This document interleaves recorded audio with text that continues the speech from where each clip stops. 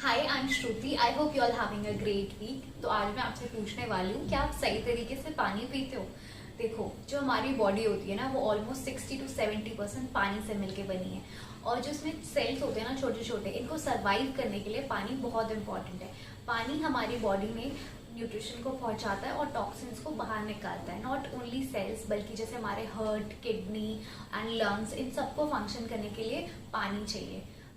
कई बार ना हमारी बॉडी बहुत ज़्यादा थका हुआ फील करती है, इरिटेशन होती है, सही से नींद नहीं आती, या फिर स्किन इन्फेक्शन जैसे कि एक्ने, या फिर स्किन बहुत ज़्यादा ड्राई होना। इसके अलावा बहुत सारी दिक्कत जैसे कि ब्लोटिंग, इंडाइजेशन, आर्थराइटिस, बहुत सारी दिक्कत हमें पानी सही तरीके से नहीं पीने की वजह से हो सकती है। तो इट्स वेरी इंपॉर्टेंट कि आप सही तरीके से पानी पियो। आई नो, इससे पहले मैंने भी कभी नहीं सोचा था कि पानी पीने का कोई तरीका होता है। सब यही बोलते हैं बहुत सारा पानी पियो, लेकिन उसका भी एक तरीका है। और ये मैं इतनी ज़्यादा शॉक्ड हो गई थी ना जान के कि इतनी सारी गलत चीज़ें मैं कर रही थी। तो मैं नहीं चाहती आप भी ये सारी गलत चीज़ें करो। तो ये सारे पॉइंट्स मैं आपके साथ शेयर करने वाली हूँ, जिससे कि आपको पता चलेगा कि आप पानी सही पी रहे हो या नहीं। और इन सब के बायोलॉजिकल रीजंस भी मैं आपके साथ शेयर करूँगी। तो सबसे पहले पानी पीने का सही तरीका है कि आपको सिर्फ और सिर्फ गर्म पानी पीना है। अकॉर्डिंग टू आयुर्वेदा, जब पानी बॉईल होता है तो उसके अंदर एक एनर्जी प्रोड्यूस होती है और वो एक क्वालिटी गेन करती है जिसे हम सूक्ष्मा कहते हैं। और सूक्ष्मा क्या है? सूक्ष्मा का मतलब होता है प्रवेश करना। यानी कि जब आप गर्म पानी पीते हो तो ये पानी आपकी सेल्स में बहुत इजीली प्रवेश कर जाता है, यानी एंटर करता है। और उसके बाद क्या करता है, उसमें न्यूट्रिशन पहुंचाता है अच्छे से, और जो सेल्स के अंदर टॉक्सिन्स होते हैं, जो वेस्ट प्रोडक्ट होते हैं, उन्हें बाहर निकालता है और ब्लड के थ्रू वो बॉडी से बाहर निकल जाता है। तो इट्स वेरी इंपॉर्टेंट कि आप गर्म पानी ही पियो। आई नो, गर्म पानी हम गर्मियों में तो बिल्कुल नहीं पी सकते, लेकिन अगर आप first thing in the morning गर्म पानी पीते हो, इट्स द बेस्ट थिंग। और इसके अलावा जो ठंडा पानी है वो तो बिल्कुल मत पियो। मैं ऑलमोस्ट खुद 4 से 5 साल से फ्रिज का पानी बिल्कुल नहीं पीती और रूम टेम्परेचर पे पीने की कोशिश करती हूँ। अगर मौका मिलता है जैसे विंटर्स में तो गर्म पानी ईजिली पी सकते हैं। तो इट्स वेरी इंपॉर्टेंट कि आप ठंडा पानी तो बिल्कुल मत पियो, क्योंकि ये बॉडी के लिए बहुत ज़्यादा हार्मफुल है। इसके बाद आता है बैठकर पानी पीना। आयुर्वेदा में कभी भी खड़े होकर पानी पीना रिकमेंड नहीं किया जाता। इसका रीज़न बताया जाता है कि जब आप खड़े होकर पानी पीते हो तो पानी किसी और ऑर्गन में जमा हो सकता है और वहाँ पे स्वेलिंग क्रिएट कर सकता है। तो आराम से बैठकर पानी पीना चाहिए। पानी का पूरी बॉडी में फ्लो होना बहुत ज़रूरी है। पानी का एक्चुअली में यही काम होता है कि वो पूरी बॉडी में फ्लो करे, हर ऑर्गन्स में जाए और वहाँ से जो भी टॉक्सिन प्रोडक्ट्स है उसको बाहर निकाले। अगर आप बहुत जल्दी पानी पीते हो तो ये प्रोसेस प्रॉपरली हो नहीं पाता है। अगर पानी सही तरीके से किडनी या लिवर में नहीं जाए ना, तो वो हमारी बॉडी में से टॉक्सिन्स को और वेस्ट प्रोडक्ट्स को बाहर नहीं निकाल पाता, और इसकी वजह से हमारी बॉडी अनहेल्दी हो जाती है।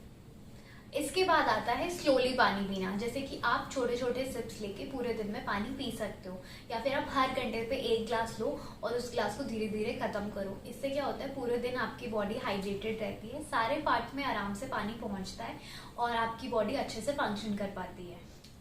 अब जैसे जैसे शाम होने लगती है ना, तो उस टाइम पे आप थोड़ा कम पानी पियो, ताकि आपकी किडनी पे कम प्रेशर रहे रात को, और वो आराम से जब आप सोते हो तो आपकी बॉडी आराम से रेस्ट करे और रिजुविनेट करे।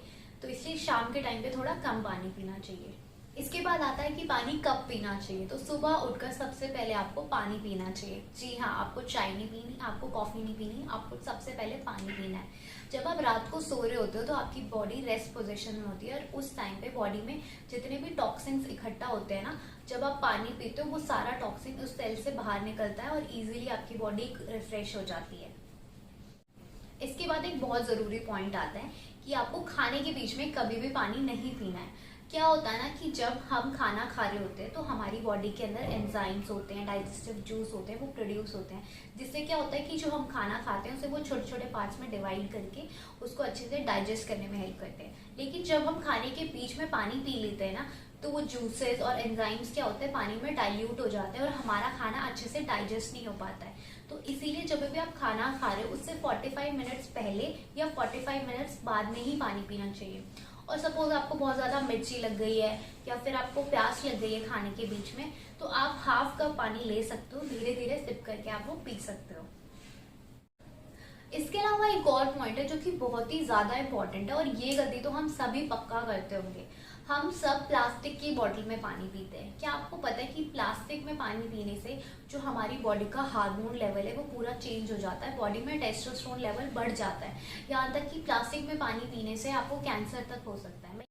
पर ओवर द टाइम, जैसे कि 10 साल, 15 साल, 25 साल, अगर आप इतने सालों तक प्लास्टिक की बॉटल में पानी पियोगे तो ये कहीं ना कहीं आपकी बॉडी को अफेक्ट करेगा। तो बहुत ज़रूरी है कि हम एक सही बर्तन ले पानी पीने के लिए। और आप सबको पता है कि कॉपर में बोला जाता है कि आप कॉपर के वेसल्स में पानी पियो या उसके ग्लास में पानी लो। कॉपर के अंदर एक पानी को वो पॉजिटिवली चार्ज कर देता है और आपकी बॉडी में मिनरल्स भी प्रोवाइड करता है। तो आपको हमेशा कॉपर में या स्टील में एटलीस्ट पानी पीना चाहिए। इसके अलावा अगर पानी के टेस्ट को और बेटर करना है ना, तो आप उसके अंदर फ्रूट्स ऐड कर सकते हो, आप उसके अंदर हर्ब्स ऐड कर सकते हो, या फिर आप उसके अंदर मिंट, नींबू, ये सब भी डाल के आप पानी को पी सकते हो। इससे क्या होता है, उसका टेस्ट इन्हांस हो जाता है। बट याद रखना, उसके अंदर चीनी ऐड मत करना।